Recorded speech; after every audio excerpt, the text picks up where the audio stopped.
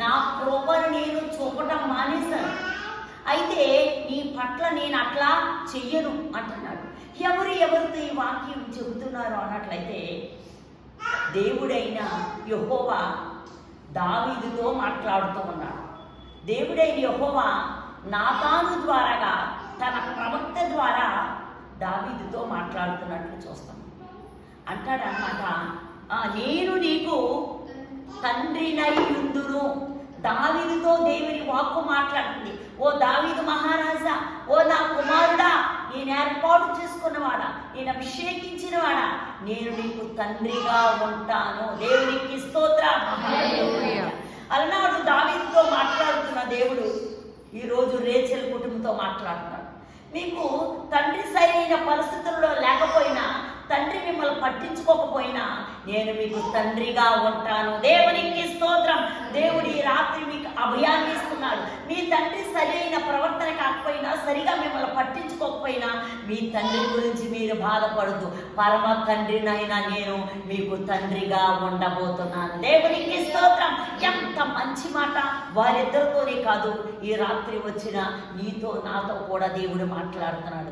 మీకు నేను తండ్రిగా ఉంటాను, మీకు దేవుడిగా ఉంటాను, మీకు యజమానుడిగా ఉంటాను, మీకు కాపరిగా ఉంటాను, మీకు సంరక్షకుడిగా ఉంటాను. దేవునికి స్తోత్రం. ఎంత మంచి మాట, ఎంత మంచి మాట! మనకు అభయం ఇచ్చే మాట ఇది, మనకి ధైర్యం ఇచ్చే మాట. ఆ మాటతో మనకి ఎంతో ధైర్యం వచ్చేస్తూ ఉంటుంది. మనం ఒంటరిగా ఉన్నప్పుడు అనుకుంటాం, ఎవరైనా వస్తే బాగుండును, కాస్త మాట్లాడితే బాగుండును. కష్టకాలంలో అనుకుంటాం, ఎవరైనా వస్తే బాగుండు, సహాయం చేస్తే బాగుండును, కాస్త ధైర్యం ఇచ్చే మాటలు మాట్లాడితే బాగుండును అని మనం అనుకుంటాం. కానీ నిజంగా మనుష్యుల మాటలు మనకు ధైర్యాన్ని చేకూర్చవు. కానీ దేవుడైన యెహోవా మనల్ని నిర్మించిన తండ్రి అన్నాడు, ఓ దావీదా, నీ తండ్రి నిన్ను మర్చిపోయినా నేను నిన్ను మర్చిపోను. నీకు నేను తండ్రిగా ఉంటాను, నీవు నాకు కుమారుడుగా ఉంటావు. దేవునికి స్తోత్రం. నెక్స్ట్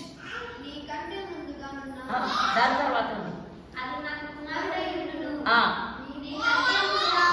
నేను నీకు తండ్రినై ఉంటాను, నీవు నాకు కుమారుడిగా ఉంటావు. చూడండి ఎంత మంచి వాగ్దానాన్ని చేస్తున్నాడు. నేను నీకు తండ్రిని, నీవు నా కుమారుడు. ఆ నెక్స్ట్ మంచి సెంటెన్స్ ఏంటిది?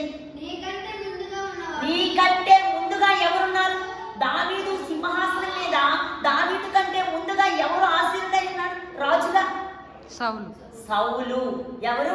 సౌలు దావీదు కంటే ముందుగా దావీదు సింహాసనాన్ని అధిష్ఠించి ఇశ్రాయేలును పరిపాలన చేశాడు సౌలు. అయితే సౌలు ప్రవర్తన దేవునికి నచ్చలేదు.